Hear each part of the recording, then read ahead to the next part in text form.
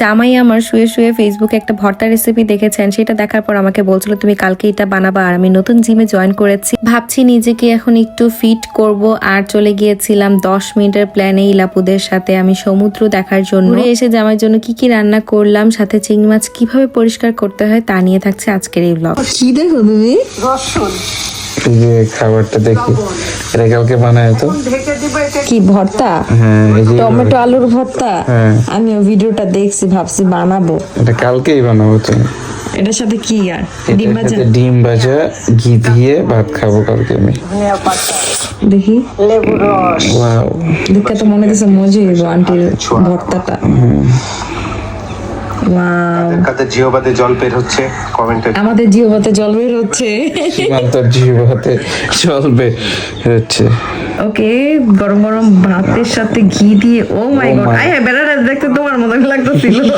এই ভর্তা আমার লাইফে খাওয়া সেরা ভর্তার মধ্যে একটা। ওকে, কালকে আমি হ্যালো, আসসালামু আলাইকুম এভরিওয়ান। আমি নতুন জিমে জয়েন করেছি। আমি জানি না এটা আমি কতদিন কন্টিনিউ করতে পারবো, বাট জিম করা এতটাও সহজ না ভাই। ফার্স্টের দিন যে আমার আসলে ভালোই লেগেছে, অনেকগুলো এক্সারসাইজ আমি করতে পেরেছি, বাট সেকেন্ড ডেতে আমি কোনো কিছু করতে পারছিলাম না। আমার বডিতে এত পরিমাণে পেন করছিল। জিম শেষ করে আমি একটু সুপারে যাই, এখানে যে আমি কিছু ফ্রুট কিনবো এখন। আর এখন হচ্ছে জাপানে চেরি সিজন। এই চেরি ফলটা আমার এতটাই পছন্দ, আপনাদেরকে বলে বোঝাতে পারবো না। তরমুজটা দেখে আমার তরমুজও অনেক বেশি খেতে ইচ্ছে করছিল। তো এখানে কাটা তরমুজের দাম আর আস্ত তরমুজের দাম প্রায় সেম। কেটে তরমুজটা বক্সে সাজিয়ে রেখেছে বলে সেই তরমুজটার দাম এত বেশি। আমি ভাবলাম যে না, বাসায় যেয়ে কেটেই খেয়ে নিব, এই আস্তটাই নিয়ে নিই। জাপানেও বেশ গরম পড়েছে, আর গরমের মধ্যে তরমুজ খেতে বেশ মজাদার লাগে আমার কাছে। এরপর কলা নিতে আসছি এখানে। তারপরে দেখলাম যে এত টাইপের কলা, আমি আসলে কনফিউজ হয়ে গিয়েছি যে কোন কলাটা নিলে ভালো হবে। এরপর আমি সীমান্তকে ফোন দিয়ে জিজ্ঞেস করছিলাম যে কোন কলাটা ভালো হবে। সে বলল যে ডোলে লেখা আছে, দেখো সেই কলাটাই নাও, ওইটাই ভালো হবে। এর প্রথমেই হয়তোবা দেখেছেন আমার হাজবেন্ড ফেসবুকে একটা ভর্তার রেসিপি দেখেছে, অ্যান্ড সেই ভর্তাটাই আমাকে বানাতে বলছিল। সেটা মেনলি ছিল হচ্ছে টমেটো আর আলুর ভর্তা। টমেটোর ভর্তা আর আলুর ভর্তা আমার আলাদা আলাদা করা হয়েছে, কিন্তু দুইটা একসাথে ভর্তা কখনোই করা হয়নি। আমি আসলে অনেক বেশি এক্সাইটেড যে দুইটা একসাথে মিক্স করে ভর্তা করলে কেমন হবে। আমি নিয়ে নিয়েছি শসা। জাপানিজ শসা খেতে কিন্তু অনেক মজা। জাপানের টমেটো গুলো এত ক্লিন আর এত ফ্রেশ, লাইক দেখলেই মনে হয় কি যে প্লাস্টিকের টমেটো সাজিয়ে রেখেছে। আমি একটা চেরি টমেটো নিয়ে নিয়েছি, ভেবেছি যে সালাদ বানিয়ে হচ্ছে এই টমেটোটা খাবো। এটা খেতে বেশ মজা। বাসায় আলু ছিল না, ভাবলাম যে একটা আলুর প্যাকেট নিয়ে নিই। আমি ব্রোকলি একদমই পছন্দ করি না, বাট তারপর এখন যেহেতু জিম স্টার্ট করেছে, আমাকে অনেক হচ্ছে সবজি খেতে হবে। হেলথের চিন্তা করে একটা ব্রোকলি নিয়ে নিয়েছি, দেখবো যে খেয়ে কেমন লাগে। তারপরে কিছু বড় বড় সুপার শপে এরকম মিষ্টি আলু পোড়া পাওয়া যায়। মাঝে মাঝে আমার অনেক যখন মিষ্টি আলু খেতে ইচ্ছে করে, আমি এখান থেকে এই পোড়া মিষ্টি আলুটা নিয়ে নিই। দেখলাম যে এখানে মিষ্টি আলু চিপসও আছে। আমি চিপসটা একদিন ভেবেছি ট্রাই করব। এখানে জিম করতে যাই আমার বাসা থেকে বেশ খানিকটা দূরেই, লাইক বাসে হচ্ছে 15 মিনিটের মতন সময় লাগে। জিম শেষ করে বাজার করে এখন বাসার দিকে যাচ্ছি। এসে আমি একটু মিষ্টি আলু খেয়েছি আর হচ্ছে একটা ডিম সেদ্ধ খেয়েছিলাম। পরে আমি টিস্যু, কাপড় ধোয়ার পাউডার, শ্যাম্পু এগুলো আগের দিন রাতের বেলায় কিনে এনেছিলাম, সেগুলোকে গুছিয়ে রাখছিলাম জায়গা মতো। আর এই শ্যাম্পুটা আমি ইউজ করছি, এটা বেশ ভালো। এরপরে চলে যাই আমি রান্না বান্না করতে। আমার হাজবেন্ড আজকে যেই ভর্তাটা খেতে চাচ্ছিল সেই ভর্তাটাই আজকে বানাবো। ভিডিওতে যেভাবে করেছে আমি সেইভাবে করা ট্রাই করেছি। আমি এখানে টমেটো, আলু আর রসুন একটু ফ্রাই করে নিয়েছি, আর টমেটোর থেকে যে স্কিনটা আছে উপরে সেটা উঠিয়ে ফেলছিলাম। টমেটো, আলু, রসুন এই তিনটাকে আমি একদম পোড়া পোড়া করে ফ্রাই করে নিয়েছি। আলু কিন্তু আমি আগে থেকে সিদ্ধ করে তারপর ফ্রাই করতে দিয়েছি। আপনারা ভাববেন না যে কাঁচা আলুই আমি একবারে ফ্রাই করতে দিয়েছি, আলুটা আগে আমি সিদ্ধ করে নিয়েছি। সবগুলোকে একটা প্লেটে নিয়ে আমি ভালো মতন ম্যাশ করে নিচ্ছি। আমি ফুল ম্যাশ করিনি, হাফ ম্যাশ করেছিলাম। আমি আগে থেকে বেশি করে পেঁয়াজ আর কাঁচামরিচ কেটে রেখেছিলাম, তো এগুলো এখন সব এই ভর্তার সাথে মিক্স করে ফেলবো। এরপরে দিয়েছি এখানে সরিষার তেল। যখন ভর্তা করছিলাম তখনই আসলে অনেক সুন্দর একটা স্মেল আসছিল। পরে দিয়ে দিচ্ছি এখানে একটু লেবুর রস। আর আমার বাসায় হচ্ছে ধনিয়া পাতা ছিল না, ধনিয়া পাতা থাকলে মনে হয় ভর্তাটা আরো বেশি মজা হতো। আমাদের রাতের খাবারের মেনু হচ্ছে টমেটো আলুর ভর্তা, ডিম ভাজা আর হচ্ছে কুরবানির গরু মাংস একটু ছিল। তো এই সাথে হচ্ছে একটু ঘি দিয়ে অনেক মজা করে খেয়েছি। আপনারা অবশ্যই বাসায় এই ভর্তাটা ট্রাই করে দেখতে পারেন। বিশ্বাস করেন এই ভর্তাটা অসম্ভব মজা। আমি তো এখন থেকে ভেবেছি এই ভর্তাটা আমি প্রায় বাসায় বানাবো। পরের দিন ছিল স্যাটারডে, আর জাপানে স্যাটারডে সানডে অফ ডে থাকে। ইলাপু বলছিল তারা নাকি সমুদ্র দেখতে যাবে। রাত 12টা বাজে প্ল্যান করি যে আমিও তাদের সাথে হচ্ছে সমুদ্র দেখতে যাব। সীমান্ত সেদিন যায়নি, আমি ইলাপুদের সাথে হচ্ছে গিয়েছিলাম। ভোরবেলায় আমার হাজবেন্ড ইলাপুদের বাসায় আমাকে দিয়ে এসেছিল, তো তারপরে ইলাপুদের সাথে আমি ঘুরতে বের হয়ে যাই। তো আসেনি কারণ তার অনেক ইম্পর্টেন্ট একটা কাজ ছিল, তো সেখানেও তাকে অ্যাটেন্ড করতে হবে। আমাকে বলছিল তাহলে তুমি ঘুরে আসো তাদের সাথে। চলো না ঘুরে আসি অজানাতে, যেখানে নদী এসে থেমে গেছে। হঠাৎ প্ল্যানগুলোই আসলে সব থেকে বেস্ট আমার কাছে মনে হয়। দেখবেন অনেকদিন ধরে প্ল্যান করছেন, কখনোই সেই প্ল্যানটা আসলে সাকসেসফুল হয় না। আজকে আমরা যেই জায়গায় ঘুরতে এসেছি অলমোস্ট আমার 4বারের মতন আসা হয়েছে, কিন্তু আমি এই 4বার এসেও আমি এই জায়গায় বোরিং ফিল কখনোই করি না।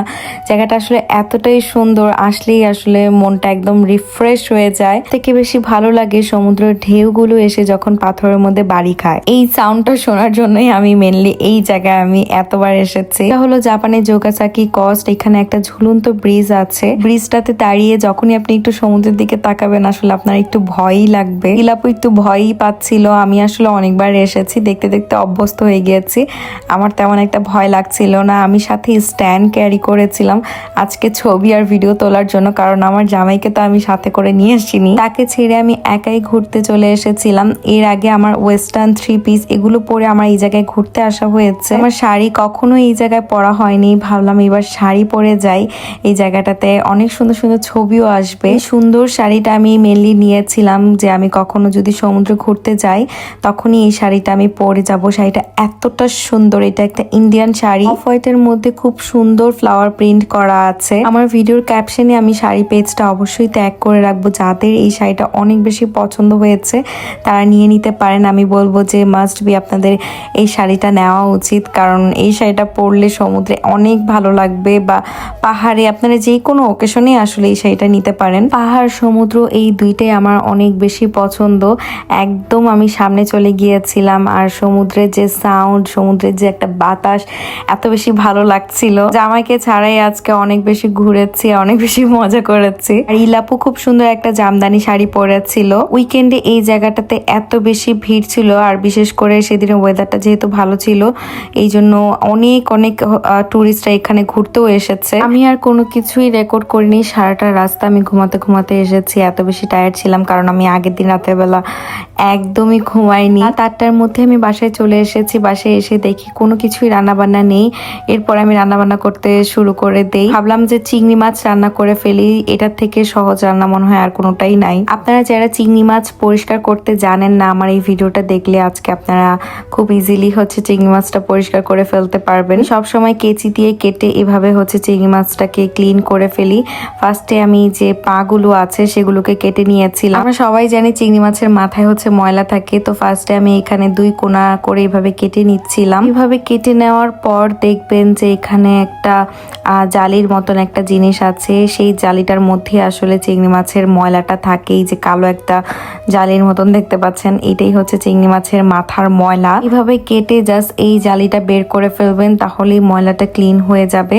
আর হলুদ যে জিনিসটা দেখতে পাচ্ছেন সেটা হচ্ছে চিংড়ি মাছের মাথার মগজ। এরপরে যেটা করবেন, মাথাটাকে একটু সামনের দিকে টেনে এনে কেচি দিয়ে পিঠের যে অংশটা আছে সেটা হাফ কেটে নিবেন। আর চিংড়ি মাছের পিঠের মধ্যেও কিন্তু একটা ময়লা থাকে, এই ময়লাটা আমি এই যে টুথপিক দিয়ে আস্তে করে বের করে নিচ্ছি। এই লাইনটা জাস্ট বের করে নিবেন। খুব আপনাদেরকে আমি বুঝাতে পেরেছি। লাস্টের দিকে এভাবে মাথার যে উপরের চামড়াটা আছে সেটা খুলে নিবেন। মাথার চামড়াটা আমি সবসময় এভাবে খুলে রান্না করি, আপনারা চাইলে এভাবে আসলে রেখেও রান্না করতে পারেন। এইভাবে প্রত্যেকটা চিংড়ি মাছ আমি ক্লিন করে নিয়েছি। যারা যারা চিংড়ি মাছ ক্লিন করতে পারেন না আমার এই ভিডিওটা দেখে শিখে নিবেন। পরে এখানে আমি হলুদের গুঁড়া, মরিচের গুঁড়া আর লবণ দিয়ে ভালো মতো মেখে আমি চিংড়ি মাছটা ভেজে নিব। আমি আজকে চিংড়ি মাছটা ভুনা করব ভেবেছি। কার কার আমার মতন চিংড়ি মাছ ভুনা অনেক পছন্দ বলেন তো।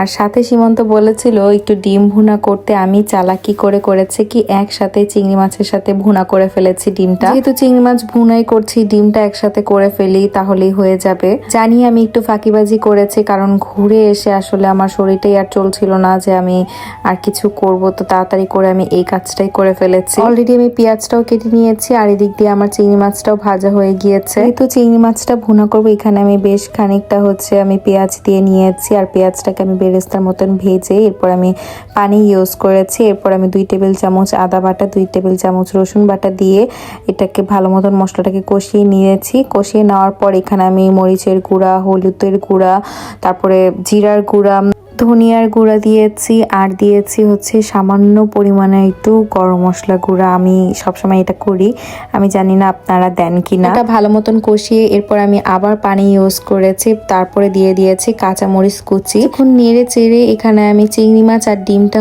ঢেলে দিব এখানে। তারপরে কিছুক্ষণ জাল করে নিলেই কিন্তু আমার রান্নাটা হয়ে যাবে। চিংড়ি মাছটা সবসময় আমি এইভাবেই ভুনা করি, সাথে আমি ডালও রান্না করেছিলাম। এই ছিল আমার চিংড়ি মাছের ফাইনাল লুক। আপনারা কমেন্ট করে জানাবেন যে কেমন হয়েছে। ঝোলটা আমি একটু মাখো মাখো টাইপের রেখেছি, চিংড়ি মাছের এরকম ঝোল খেতেই মজা হয়। আর সাথে করেছিলাম আমি ডাল, তাড়াহুড়ো করে রান্না করেছি, সেদিনের ডালটাও খুব ভালো হয়েছিল কিভাবে যেন। আর সেও চলে এসেছে, তাকেও খাবারটা দিয়ে দিলাম। সে বলছে তুমি কতটা চালাক হয়ে গেছো, চিংড়ি মাছ আর ডিম তুমি একসাথে রান্না করছো। এই ছিল আজকের ব্লগ। আশা করছি আজকের ব্লগটা আপনাদের কাছে অনেক বেশি ভালো লেগেছে। ভালো লাগলে অবশ্যই লাইক অ্যান্ড ফলো করতে কিন্তু ভুলবেন না। আজকের ব্লগটা একটু বড় হয়ে গিয়েছে। সবাই ভালো থাকবেন, সুস্থ থাকবেন। আল্লাহ হাফিজ।